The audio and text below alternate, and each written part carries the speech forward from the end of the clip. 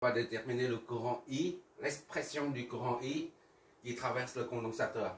Sachant que la tension aux bornes du condensateur, c'est la même qu'ici, là, que la tension de source, est représentée par cette figure.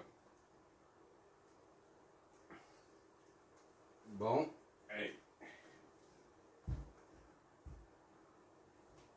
Pour ça, comme d'habitude, ce signal, on voit très souvent en électronique. Les étudiants aux universités ou les lycéens, ils utilisent ce genre d'appareil, des générateurs de fonctions. Là, on voit des sorties comme ça, là. Plus, moins, plus, moins, plus, moins. Et ça, c'est marqué des signaux comme ça. En dents de scie, et d'autres, c'est en sinusoïdal. D'autres encore, c'est des signaux carrés. Voilà. Là, on est en présent. On a affaire à ça.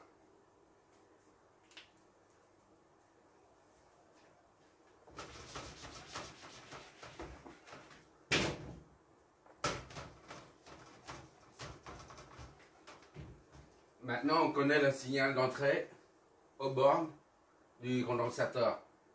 Il suffit de trouver l'expression de IT qui le traverse. Et pour ça, on a une formule classique, on se sert toujours, c'est IT point condo. IT est égal à C dVt sur dt. D'accord?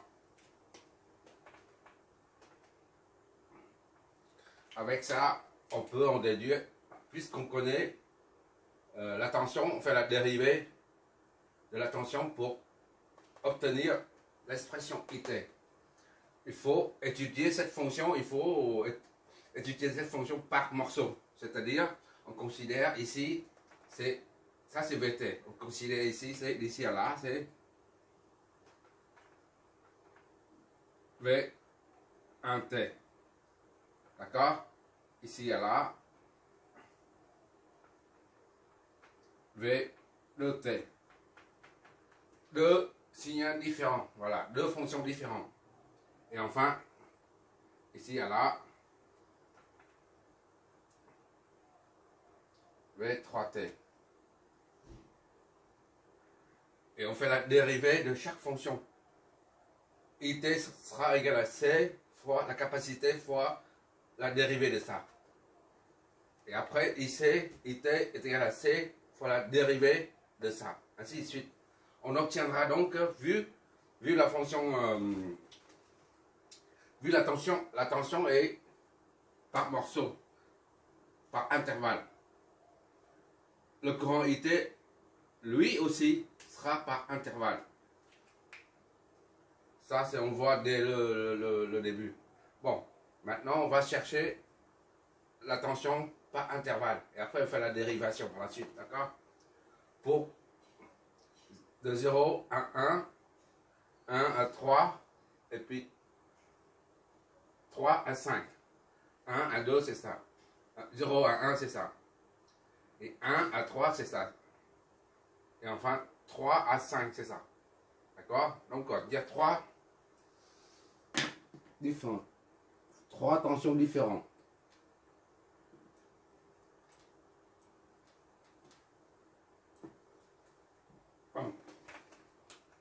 Pour T, on écrit comme ça pour le signe mathématique.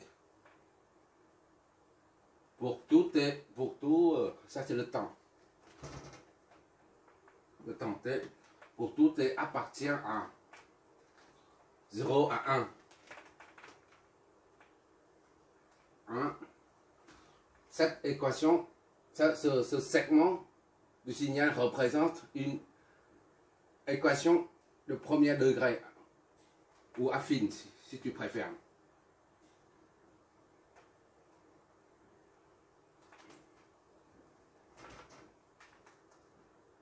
Vt est égal à AX plus B. C'est une fonction de affine, on dit ça affine, mais c'est une de premier degré. Bon, pour ça c'est 0.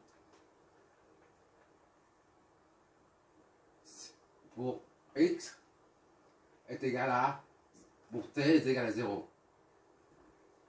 T est égal à 0, on a Vt est nul, d'accord? T est égal à 0, on met 0. AT. La variable c'était A fois 0 fois tel plus B.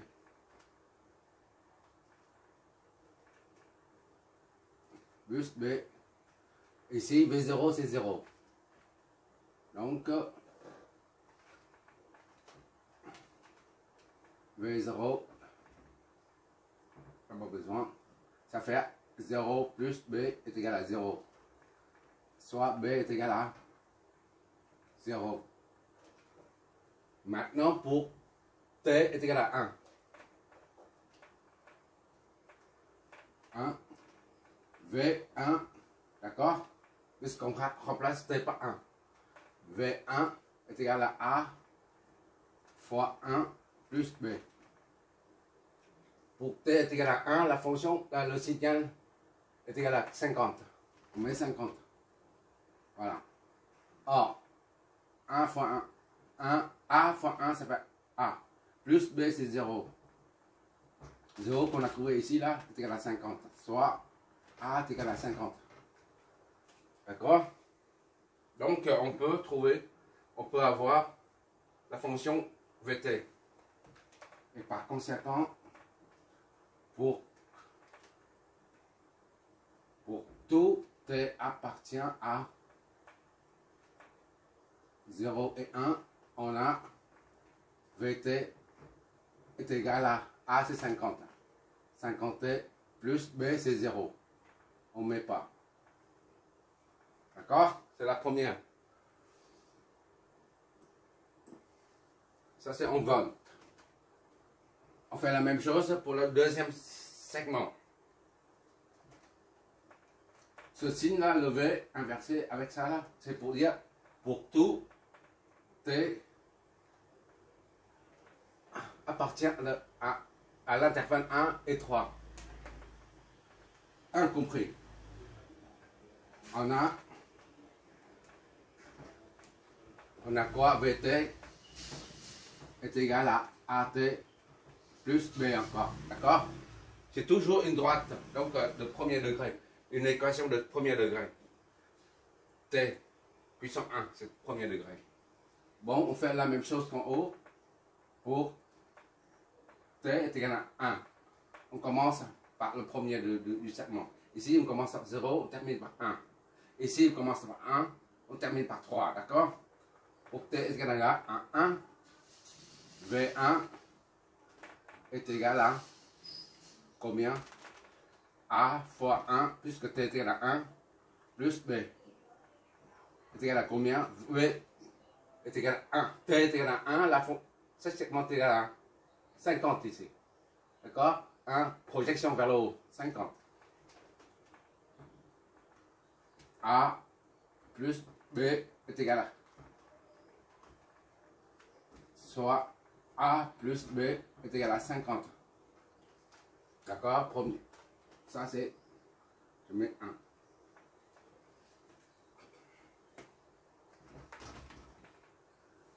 Et maintenant, lorsque T est égal à 3, 1, maintenant c'est 3.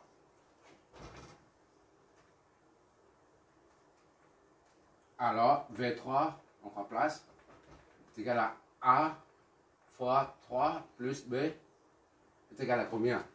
Pour ce segment, lorsque T est égal à 3, Vt est égal à moins 50. 50. D'accord? Ça fait 3A plus B est égal à moins 50. 3A plus B est égal à moins 50. Voilà. Maintenant, je ne sais pas si je vois encore. Ok, on voit toujours. Ça c'est B. Ça c'est 2. Ces deux équations, à partir de ces deux équations, 1, ça nous donne A plus B est égal à 50. Plus B est égal à 50. Et 2, ça nous donne 3A plus B.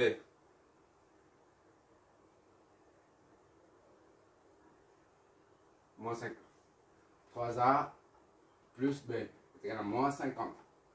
D'accord? Pour résoudre ça, il suffit de faire la soustraction pour enlever le 10, pour faire disparaître le B. Donc, A moins 3A, ça donne moins 2A. D'accord? A moins 3A donne 2A. Ça moins ça, ça disparaît. Et ça moins ça donne 100. Donc, A est égal à moins 50. D'accord? On prend cette équation-là, moins 50, on remplace là-dedans moins 50, plus B est égal à 50. Soit B est égal à 100. D'accord? Donc, VT était, à présent, on connaît les coefficients de cette équation-là. On remplace là-dedans. VT est égal à A, c'est moins 50. T, c'est la variable. Plus B, c'est 100. Voilà. Ça, c'est vol. Deuxième segment. C'est ça, hein? Moins 50 plus 100.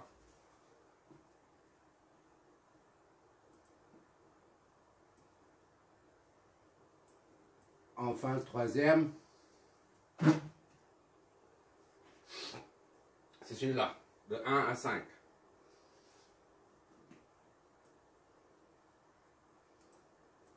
On va seulement de 3 à 4. Hein. C'est largement suffisant. 1 à 5, c'est la même chose. Parce que c'est le même pente. C'est la même pente. On va à 3. Ici à là. Ça revient au même. Hein. On n'a pas besoin. Voilà. Comme tout à l'heure, on peut arrêter là. On étudie seulement ce segment.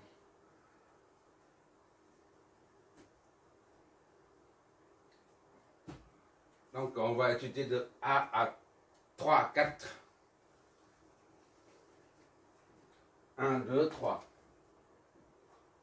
Pour tout T appartient à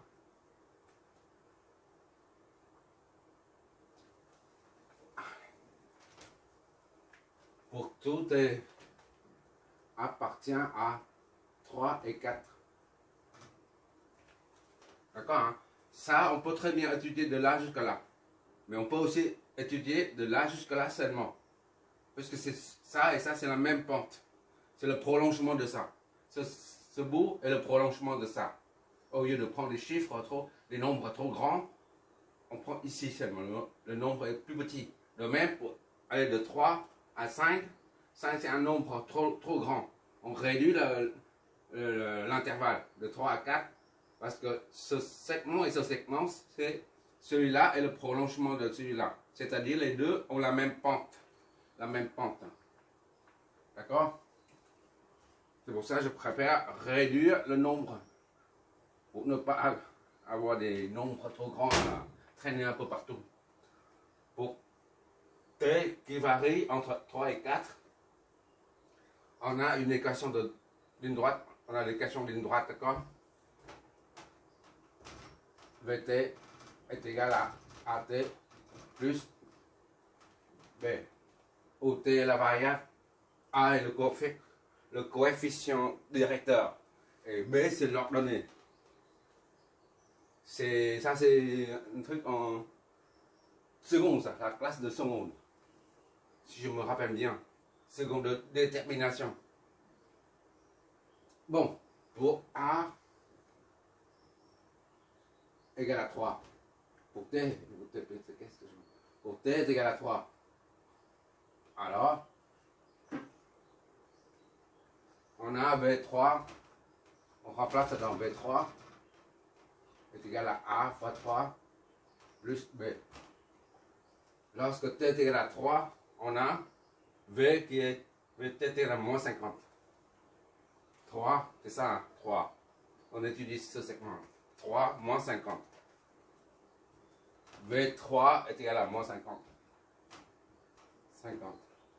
Donc, ça fait 3A plus B est égal à moins 50. Pour T est égal à 4. On a V4, remplace là-dedans, est égal à A fois 4 plus B. Pour T est égal à 4, on a ici 0. V c'est 0. D'accord, ici c'est 0. Soit 4A plus B est égal à 0. D'accord?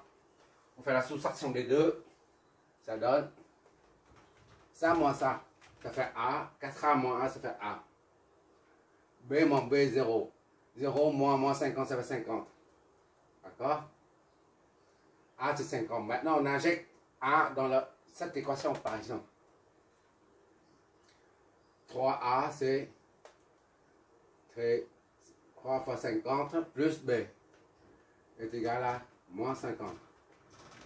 Donc, 150, ça fois ça, 150, plus B est égal à moins 50. Soit B est égal à moins 200. Oula, oula, oula, là. B plus 200, qu'est-ce que je raconte? On passe moins 200. Moins 200.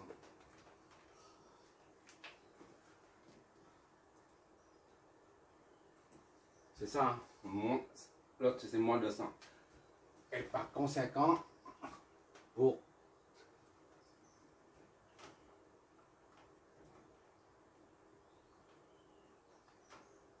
appartient à 1 et 3.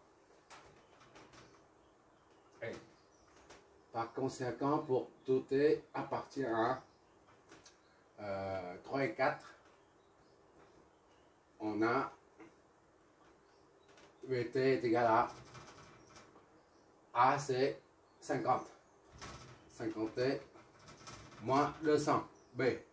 B, c'est 200. Tout ça, c'est en vol. Voilà.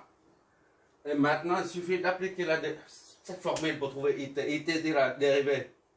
Bon, pour le courant, c'est pareil. On appelle IT1. I1T est égal à C. D'accord? C, c'est combien? 200 microfarads. 200 microfarads, ça donne ça, farad. Voilà, multiplié par la dérivée de la tension. Multiplié par, pour le premier segment, je mets un 1. Ça va être 1T. D'accord? Et ça V2T. Et enfin, ça va être 3T. Pour bien distinguer quel segment, quelle zone on se trouve. V1T, V2T et V3T. On a marqué d'ailleurs tout à l'heure. Bon, maintenant on étudie le courant pendant cet intervalle de temps. Le premier intervalle de temps. Et ici, la constante est toujours la même. Par contre, la tension, ça change. De V1, d'accord? Le V1T. Premier segment sur DT. C'est-à-dire 200 de 10 puissance moins 4. Voilà. D'accord? Fois la dérivée de V1T. D'accord? Est égal à de 10 puissance moins 4 fois la dérivée de V1T. C'est combien? Dérivée. Ça donne 50T, dérivée T, ça donne 1. 50. Fois 50. Voilà. Donc, c'est combien ça? 10, 100. 101, 100, 10 moins 4. Donc, I1T égale à, est égal à 10, ça fait 10 puissance moins 2 ampères. Voilà.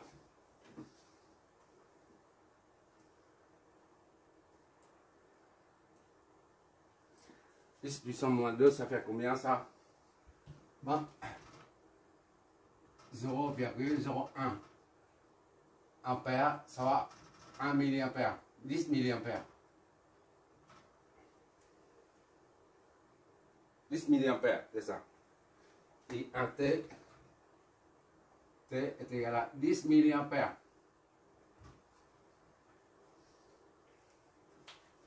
Maintenant, on fait la même chose pour I2. Le deuxième segment. I de T est égal à, on rack ça, c'est la même chose que ça. 2 puissance 10 puissance moins 4 fois V de T prime. D'accord? Au lieu d'écrire ça, j'écris directement la dérivée. Donc, est égal à 2 puissance 10 moins 4 fois dérivée de ça. Sans dérivée, ça fait nul. La constante, il faut dériver, ça donne 0. D'accord? Et T, ça donne moins 50T, ça donne 50, moins 50. 50. Il faut la dérivée de ça. Fois la dérivée. Voilà. Moins 50. Là, c'est 50. Moins 50. Moins 50. Moins 50. Donc, I de T est égal à moins 10 milliampères. Voilà. Et enfin, I3, c'est ici. I3T est égal à la constante, toujours c'est 2, 10 moins 4 fois la dérivée de la tension 3 est égal à 2, 10 moins 4 fois dérivée de VT3. 200 dérivée, ça donne 1000. Et ça, c'est 50. 50T, ça donne 50. Donc, on retrouve I3T est égal à 10 milliampères.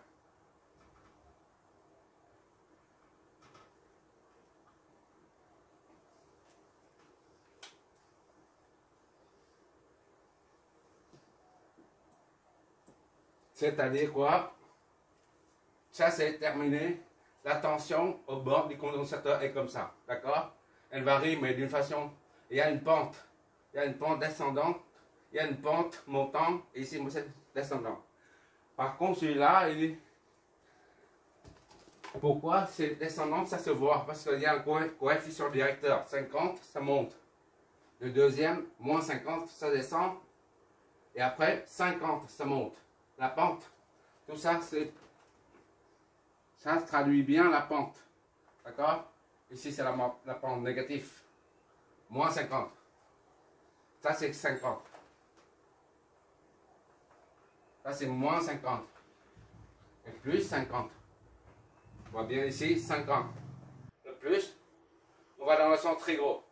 On va dans le sens anti-horaire, ça, on va dans le sens horaire, c'est moins. On va dans le sens anti-horaire encore, c'est plus. D'accord? Ainsi de suite. Par contre, ici, il n'y a pas de pente, là. Ça signifie que les valeurs sont des constantes. On va illustrer notre résultat. Pour voir c'est quoi à la sortie. Bon.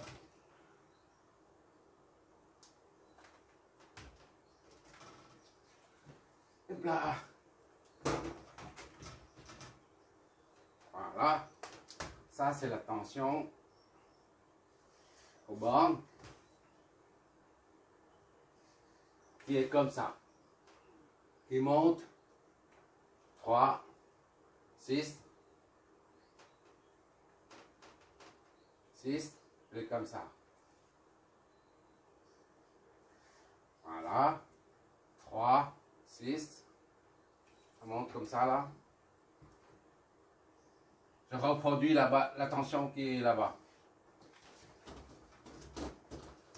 Voilà. Ça, c'est la tension.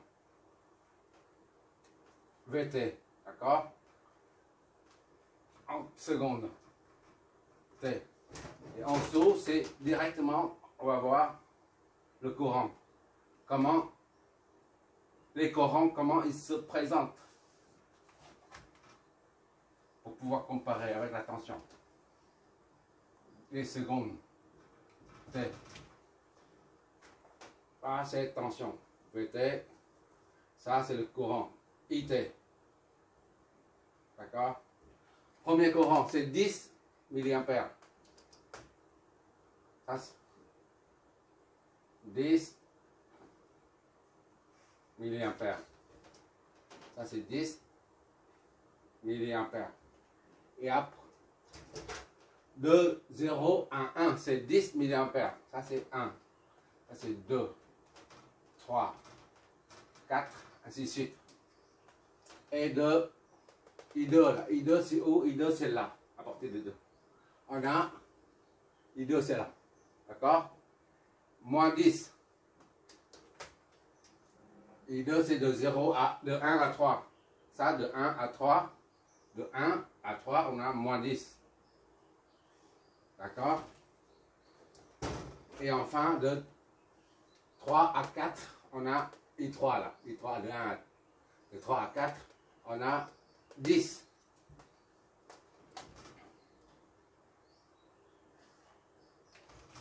Voilà.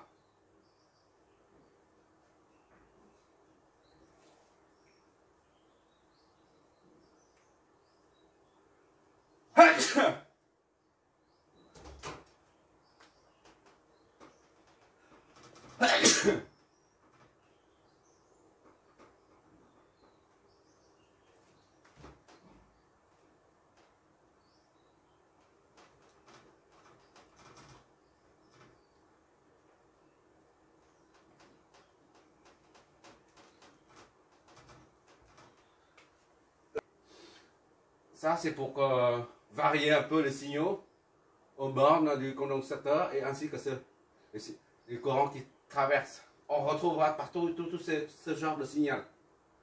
On verra ça. J'ai essayé de faire varier autant que possible les signaux parce qu'on les retrouve. C'est ça l'essentiel. Il y a quoi comme remarque ici?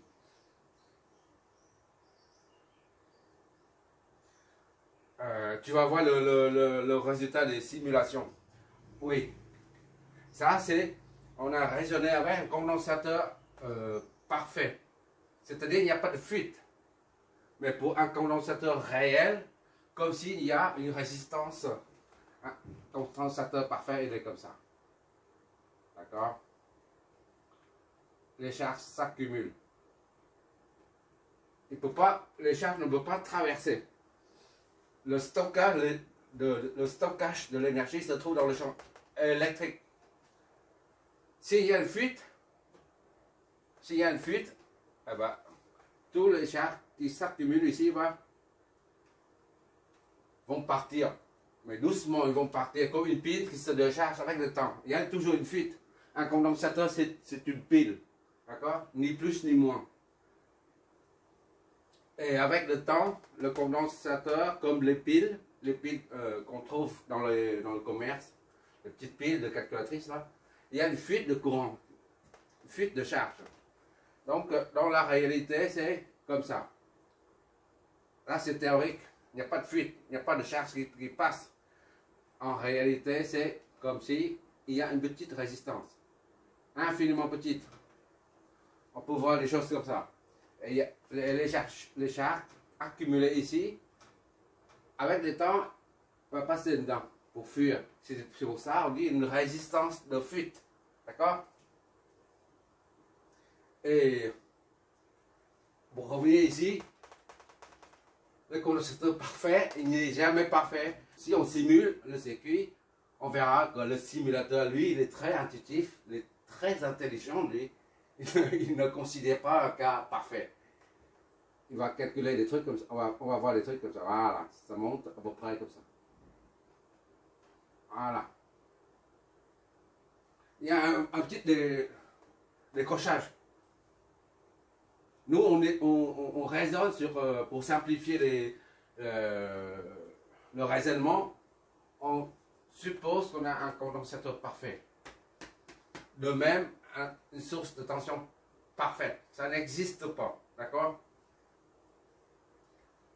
Bon, c'est fini. Merci d'avoir regardé.